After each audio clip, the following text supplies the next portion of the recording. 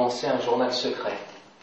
Un garçon, un cahier, un garçon, une rencontre, une histoire, et toutes les autres choses de ma vie.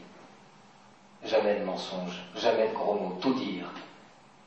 Et tous mes cahiers commenceront alors par ces lignes. Sujet, Pascal Langle.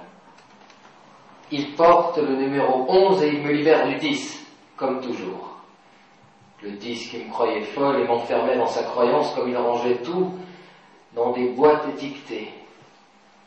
Il ne m'a pas attendu pendant mon absence au monde, mon absence de moi-même, 18 mois de ma vie entre parenthèses. Mais l'amour, j'ai 27 ans. Alors, je me suis jeté dans les bras de ce 11e, après une si longue privation, après si longtemps de désert.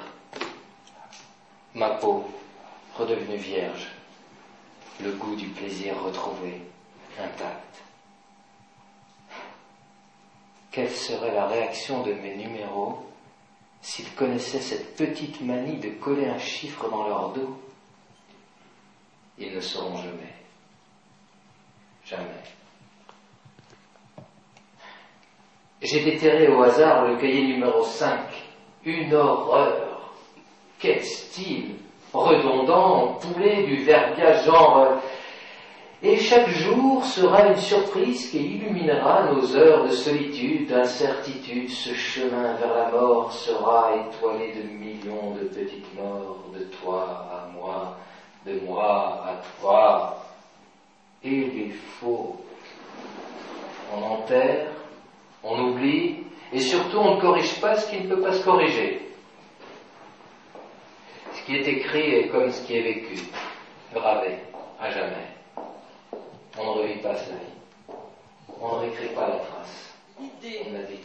L'idée de lire et relire, c'est quand même Véronique Enfonceau, qui est un journaliste de Téléweb, et donc j'ai trouvé effectivement que l'idée de relire des livres qui ne viennent pas de sortir était une bonne idée, parce que ce livre a été édité par Luciano Melis, mon livre sur Sosno, en 2002, et il aurait pu être oublié, et puis vous voyez, on le sort archéologiquement, si j'ose dire, parce que Sosno a été très passionné. Messieurs, bonsoir. Notre ami sculpteur Sacha Sosno aurait dû être parmi nous ce soir. Il est bloqué par une angine depuis quelques jours. Hier soir, la fièvre était stationnaire. Hélas, ce matin, c'était 40 de fièvre. Donc nous n'aurons pas le plaisir pour cette fois-ci, mais ce n'est que partie remise. Sacha, bonsoir. Bonsoir. Alors vous deviez être ce soir à l'hôtel Aria pour assister aux rencontres littéraires et pour être aux côtés de Pascal Marmé et de France Delville qui vous a consacré un livre, Sosno traversé en forme de fugue. Il ne faut pas trop écouter les artistes parce que des fois ils ne savent pas ce qu'ils disent au sens propre du terme. Mais je crois que le livre de Delville est bien. Et parce qu'elle tourne autour de l'art du voyage. Bon, tout artiste, c'est un voyageur. C'est un voyageur dans sa toile, c'est un voyageur dans son roman, dans sa sculpture, dans son saxophone. Donc on a toujours, depuis des siècles, voyagé. On est des Pérougines, on est des gens du voyage. Et en France, ça fait référence à la fugue. Un peu concerté, mais c'est vrai, j'ai toujours fugué vers là, et j'ai fugué en bateau à voile, qui m'a permis après de revenir à la sculpture, et puis le fugueur, il est revenu à Nice, qui pour moi est une terre d'asile, une ville d'asile, on pourrait presque dire. Et je peux quand même citer notre cher maître Emmanuel Levinas, dans une phrase qui s'applique ce soir: le visage de l'autre me regarde, même s'il ne me regarde pas. Le visage de l'autre me regarde, même s'il ne me regarde pas. Je ne vous vois pas ce soir, vous ne voyez pas, mais je crois que nous le regardons. Mais...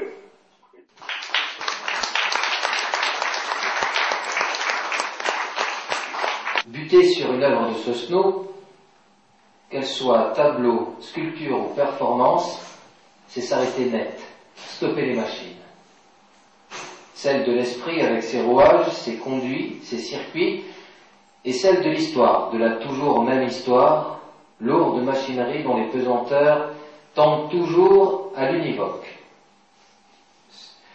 Rencontrer une œuvre de Sosno, c'est se laver le regard, retourner au noir, au neutre, au néant.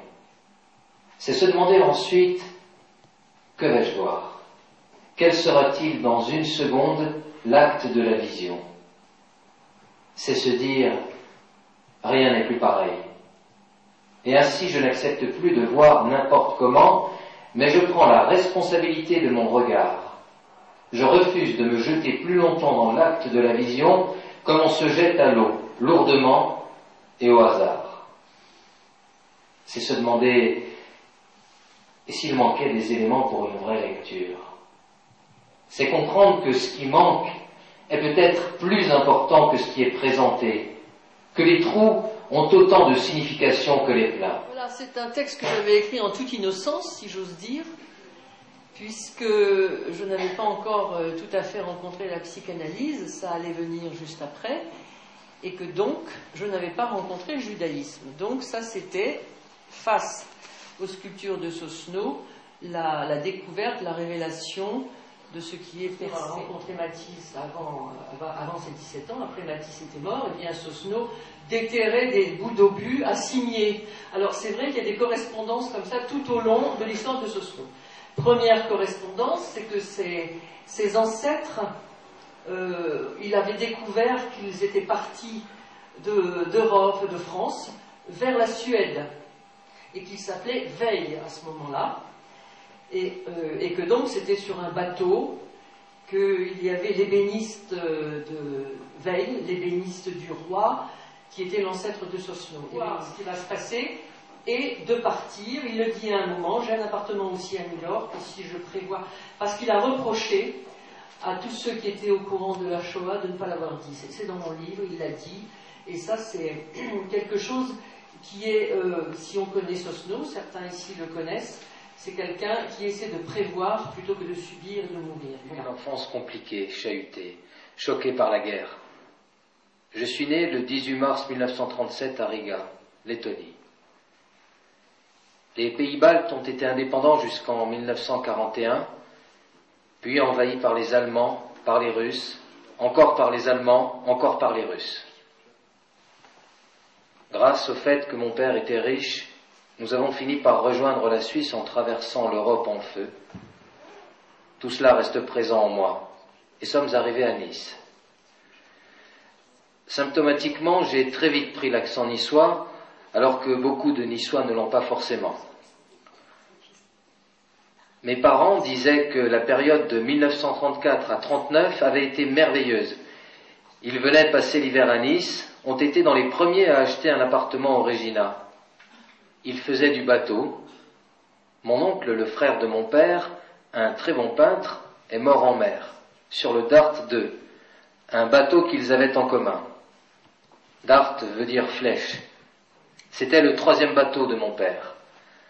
Au lieu de l'attendre, mon oncle s'était aventuré sur la Baltique, sur une mer très dure, sans fond, ça monte très vite. À l'école, j'ai dû sauter des classes pour rattraper, mais je parlais allemand, russe, finlandais à cause de ma nurse finlandaise, et à la maison nous parlions français. J'ai appris l'anglais, l'espagnol, et joyeusement oublié le reste. À partir de là, nous avons vécu moitié à Nice, moitié à Paris. À Nice, c'était au palais Regina où habitait Matisse. Je ne dessinais pas mal, mais mes parents ne voulaient pas que je sois artiste. Pour eux, mythe bourgeois, cela signifiait crever la faim. Le vieux Matisse semblait intéressé par mes dessins, mais surtout, je suppose, par le fait que je lui présente de jeunes modèles, mes copines, pour pouvoir leur pincer les fesses. Plusieurs d'entre elles ont hérité de très beaux portraits au fusain.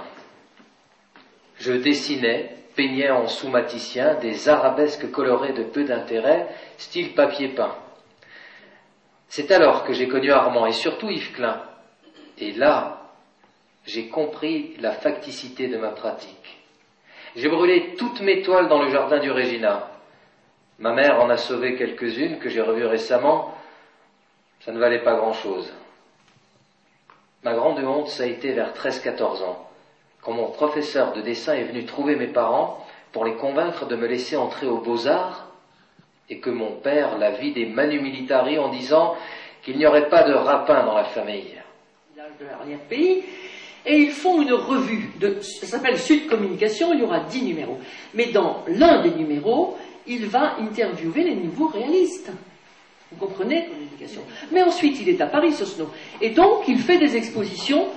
Qu'est-ce qui l'oblitère? Pour répondre à madame, il est allé au Biafra, au Vietnam et en Irlande, et il a vu des gens mourir. Bon, l'Irlande, c'est une chose, mais il y avait aussi le Biafra avec la pauvreté, avec l'Occident qui oblitère sa responsabilité dans le meurtre, au fond, de population.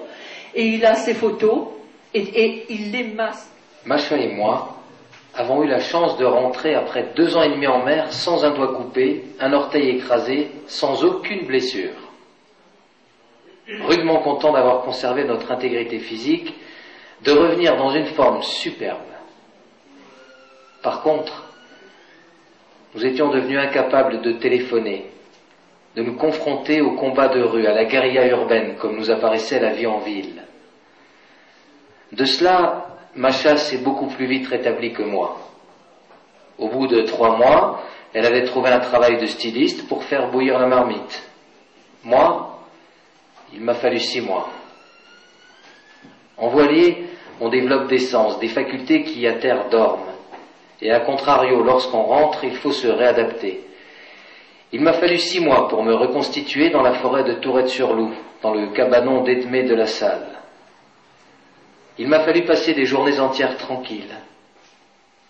Mes premières sculptures en plâtre, je les ai conçues dans cette cabane. Avec une lime et une râpe, elles ont donné mes premiers bronzes. L'histoire de l'exil, elle est là. C'est pas un exil forcément historique, puisque maintenant, comme vous le savez, il y a des gens qui vont peut-être réécrire autrement l'histoire concrète du peuple juif, mais en tout cas, l'idée de l'exil, ça va être déjà l'exil par la langue, par de toute façon la linguistique, ça va être l'exil par la psychanalyse, aussi bien Freud que Lacan. C'est-à-dire que le réel est oblitéré parce qu'on ne sait pas ce qu'on voit. Voilà.